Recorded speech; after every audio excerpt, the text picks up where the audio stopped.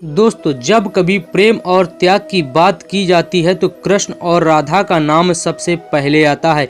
लेकिन क्या कृष्ण भक्त जानते हैं कि उनकी प्रिय राधा की मृत्यु कैसे हुई थी और आखिर क्यों श्री कृष्ण को अपनी बांसुरी तोड़नी पड़ी थी? राधा श्री कृष्ण के बचपन का प्रेम थी। श्री कृष्ण जब 8 साल के थे तब से दोनों के बीच प्रेम था। राधा श्री कृष्ण के दैवी गुणों से परिचित थी। उन्होंने जिंदगी भर अपने मन में प्रेम की स्मृतियों को बनाए रखा। यही दोनों के रिश्ते की सबसे बड़ी खूबसूरती है। श्री कृष्ण को केवल 2 ही चीजें सबसे ज्यादा प्रिय थी। ये दोनों चीजें आपस में एक दूसरे से गहराई से जुड़ी हुई थी। एक बांसुरी और दूसरी राधा। कृष्ण की बांसुरी की धुन ही थी जिससे राधा श्री कृष्ण की तरफ खींची चली आई। राधा की वजह से श्री कृष्ण बांसुरी को हमेशा अपने पास ही रखते थे। भले ही श्री कृष्ण और राधा का मिलन ना हो सका, लेकिन उनकी बांसुरी उन्हें हमेशा एक सूत्र में बांधे रखा। श्री कृष्ण के जितने भी चित्रण हमें मिलते हैं उनमें बांसुरी जरूर रहती है। बांसुरी श्री कृष्ण के राधा के प्रति प्रेम का प्रतीक है।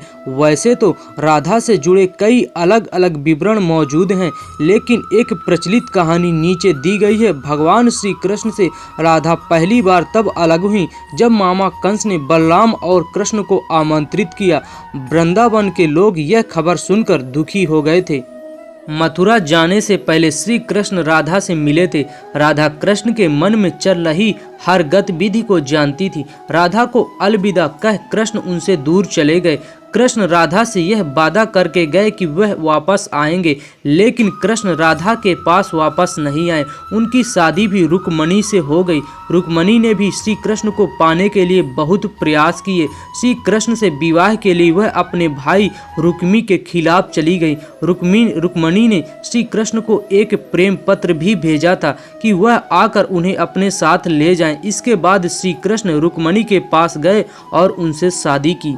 कृष्ण के वृंदावन छोड़ने के बाद से ही राधा का वर्णन बहुत कम हो गया। राधा और कृष्ण जब आखिरी बार मिले थे तो राधा ने कृष्ण से कहा था कि भले ही वे उनसे दूर जा रहे हैं, लेकिन मन से कृष्ण हमेशा उनके साथ ही रहेंगे।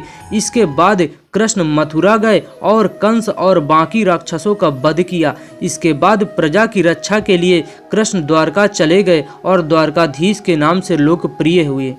जब कृष्ण वृंदावन से निकल गए तब राधा की जिंदगी से अलग ही मोड़ ले लिया। राधा की शादी एक यादव से हो गई। राधा ने अपने दाम्पत्य जीवन की सारी रस्में निभाई और बूढ़ी हुई, लेकिन उनका मन तब भी कृष्ण के लिए समर्पित था। राधा ने पत्नी के तौर पर अपने सारे कर्तव्य पूरे किए। दूसरी तरफ श्री कृष्ण ने अपने दैवी कर्तव्य निभाए। सारे कर्तव्यों से मुक्त होने के बाद राधा आखिरी बार अपने प्रीतम कृष्ण से मिलने आई। जब वह द्वारका पहुंची तो उन्होंने कृष्ण की रुक्मणी और सत्यभामा के विवाह से बारे में सुना, लेकिन वह दुखी नहीं हुई। जब कृष्ण ने राधा को देखा तो बहुत प्रसन्न हुए। दोनों संकेतों की भाषा में एक दूसरे से काफ़ी देर तक बातें करते रहे। राधा को कान्हा की नगरी द्वारका में कोई नहीं पहचानता था। राधा के अनुरोध पर कृष्ण ने उन्हें महल में एक देविका के रूप में नियुक्त किया। राधा दिन भर महल में रहती थी और महल से जुड़े हर कार्य को देखती थी। मौका मिलते ही वह कृष्ण के दर्शन कर लेती थी, लेकिन महल में राधा श्री कृष्ण के साथ पहले ही तरह का आध्यात्मिक जुड़ाव महसूस नहीं कर पा रही थी। इसीलिए राधा ने महल से दूर जाना तय किया। उन्होंने सोचा कि वह दूर जाकर दोबारा श्री कृष्ण के साथ गहरा आत्मीय संबंध स्थापित कर पाएंगी। उन्हें नहीं पता था कि वह कहाँ जा रही हैं, लेकिन भगवान श्री कृष्ण जानते थे। धीरे धीरे समय बीता और राधा बिल्कुल अकेली और कमज़ोर हो गई। उस वक्त उन्हें भगवान श्री कृष्ण की आवश्यकता पड़ी।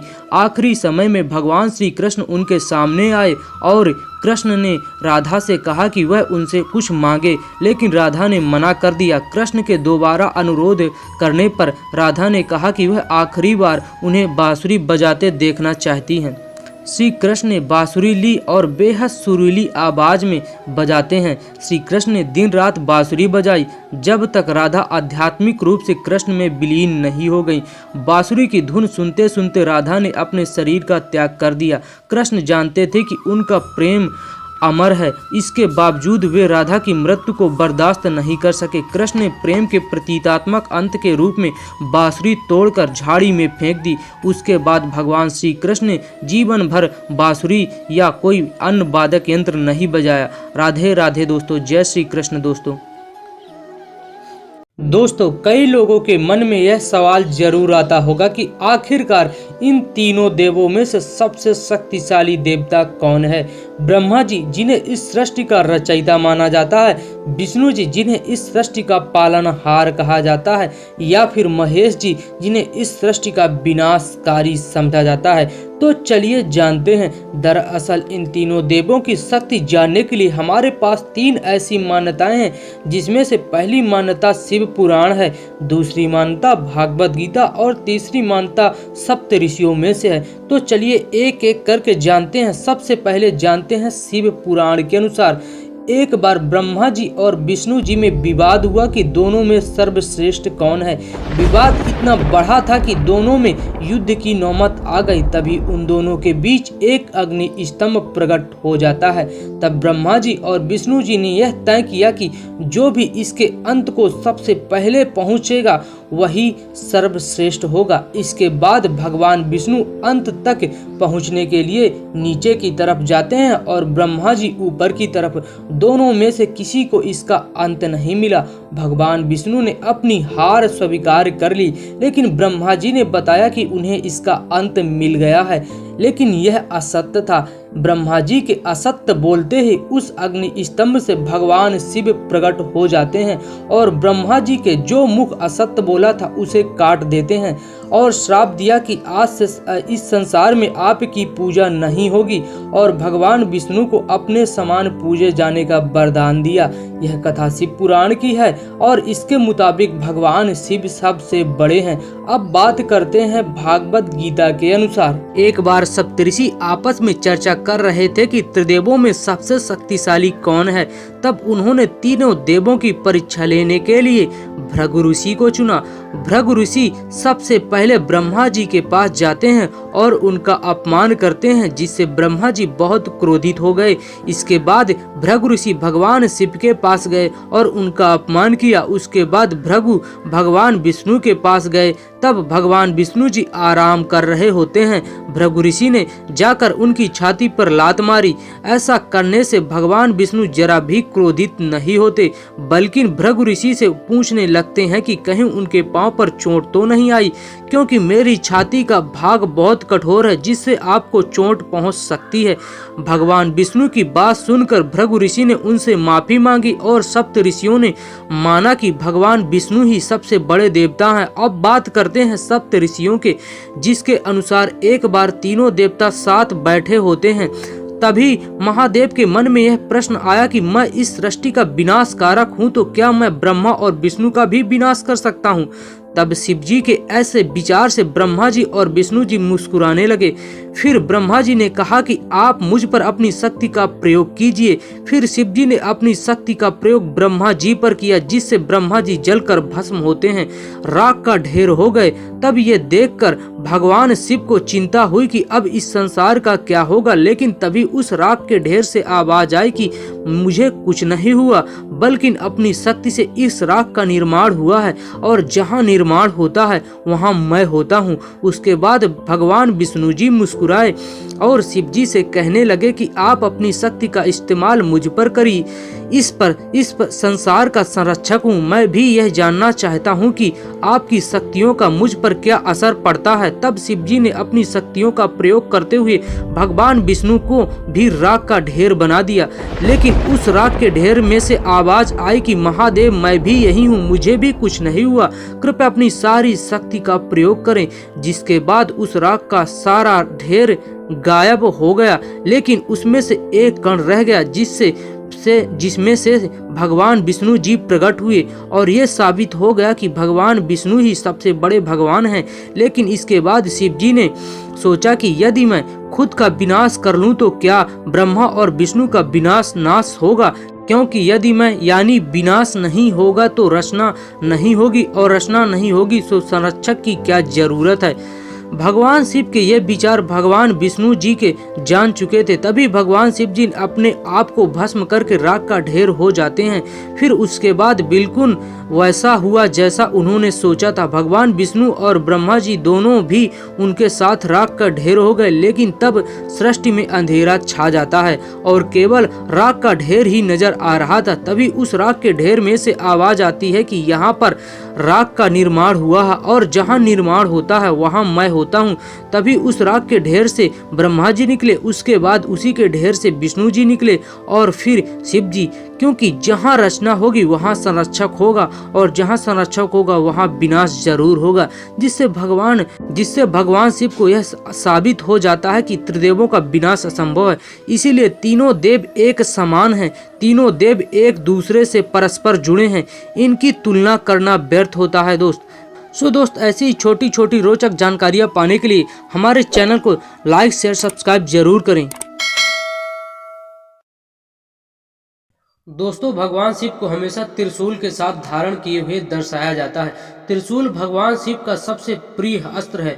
भगवान शिव का त्रिशूल पवित्र और शुभ कर्म का प्रतीक माना जाता है। यह तीन गुण सत्य रज तमो गुण का परिचायक है। भगवान का ये त्रिशूल प्रकृति के तीन गुण आविष्कार, रख रखाव और विनाश को भी दर्शाता है। तीनों काल, भूत, वर्तमान, भविष्य इस त्रिशूल के अंदर समाहित है। आइए इस वीडियो में हम जानते हैं कि सनातन महाकाव्य के अनुसार त्रिशूल की उत्पत्ति कैसे हुई थी, किसने बनाया था त्रिशूल को। आप सबको मेरा नमस्कार। आपके चैनल द गॉड पे आपका स्वागत है। अगर आपने हमारे चैनल को अभी तक सब्सक्राइब नहीं किया है तो सब्सक्राइब कर लें और बेल आइकन को दबा दें, जिससे हमारी हर वीडियो की जानकारी आपको सबसे पहले मिल सके। दोस्तों, शिव पुराण के अनुसार वह स्वयं भू है और वह सदा शिव के प्रत्यक्ष अवतार माने जाते हैं और त्रिशूल उनके साथ आरंभ से ही था। विष्णु पुराण से हमें पता चलता है विस्तार से कि विष्णु पुराण के अनुसार विश्वकर्मा जी की बेटी शरण्यु का विवाह सूर्यदेव से हुआ था, लेकिन कुछ समय उपरांत शरण्यु सूर्यदेव की असहनीय गर्मी और उनके द्वारा उत्सर्जित अत्यधिक चमक को शरण्यु के लिए सहन कर पाना अत्यधिक कठिन हो गया था और वह अपने वैवाहिक जीवन से संतुष्ट नहीं थी। इस समस्या के समाधान के लिए वह अपने पिता विश्वकर्मा के पास पहुंचती है और विश्वकर्मा जी ने सूर्यदेव को यह समस्या बताई और इसके निवारण के लिए वह एक उपाय भी सुझाया। विश्वकर्मा जी ने एक यंत्र का निर्माण किया और सूर्यदेव को यह निर्देश दिया कि वह उस यंत्र पर अपनी अतिरिक्त विकिरण का उत्सर्जन करे और उस यंत्र ने जल्द ही सूर्यदेव की ऊर्जा को सोखना आरंभ कर दिया और सूर्य की ऊष्मा को इकाई के 8 भाग से कहीं कम कर दिया, जिसके परिणाम फलस्वरूप उस यंत्र में एक सामग्री उत्पन्न हुई। इसी अत्यधिक ऊर्जा से निर्मित सामग्री से विश्वकर्मा जी ने त्रिशूल का निर्माण किया था। त्रिशूल के ही संबंध में महाभारत के अनुशासन पर्व में उपमन्यु त्रिशूल का वर्णन करते हुए श्री कृष्ण से कहते हैं कि एक रहस्यमयी और बेहद शक्तिशाली हथियार जो शायद पशुपतास्त्र के बराबर या उससे भी कहीं बेहद शक्तिशाली था, भगवान शिव के पास मैंने देखा था। त्रिशूलधारी भगवान शंकर का संपूर्ण लोकों में विख्यात है। यह त्रिशूल नामक अस्त्र वह भगवान शंकर के द्वारा छोड़े जाने पर वह इस पृथ्वी को विदीर्ण कर सकता है, महासागरों को सुखा सकता है अथवा पूरे संसार का विनाश भी कर सकता है। इस त्रिशूल को महादेव के अलावा माँ पार्वती ही उठा सकती है।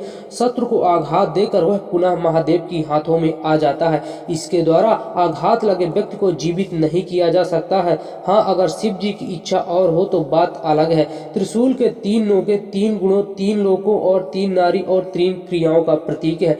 महाभारत के वन पर्व के अनुसार महादेव को त्रिशूल धारण करने और उनका नाम विजय है। शिव पुराण रुद्र संहिता युद्ध खंड में जब भगवान शिव शंखचूर्ण का वध करते हैं तो उनके त्रिशूल का नाम विजय बताया गया है। त्रिशूल को हमेशा भगवान शिव अपने दाहिने हाथ में धारण करते हैं। त्रिशूल के 3 नोक 3 शक्ति और अभिव्यक्ति का प्रतिनिधित्व करते हैं, अर्थात इच्छा शक्ति, ज्ञान शक्ति और क्रिया शक्ति। त्रिशूल के ऊपरी 3 भाग समानांतर रूप से भगवान शिव के 3 पहलुओं का प्रतिनिधित्व करते हैं, अर्थात परम शक्ति, पराशक्ति और परा। जो परम शिव है सर्वोच्च जागरूकता और पूर्ण रूप से प्रतिनिधित्व करता है। पराशक्ति भगवान शिव का शाश्वत असीम शक्ति प्रतीक है। पराबिंदु भगवान शिव माँ पार्वती की एक ही शक्ति को प्रकटीकरण है। आज के लिए बस इतना ही। दोस्तों, ऐसी छोटी छोटी रोचक जानकारी पाने के लिए हमारे चैनल द गॉड को सब्सक्राइब करना ना भूलें।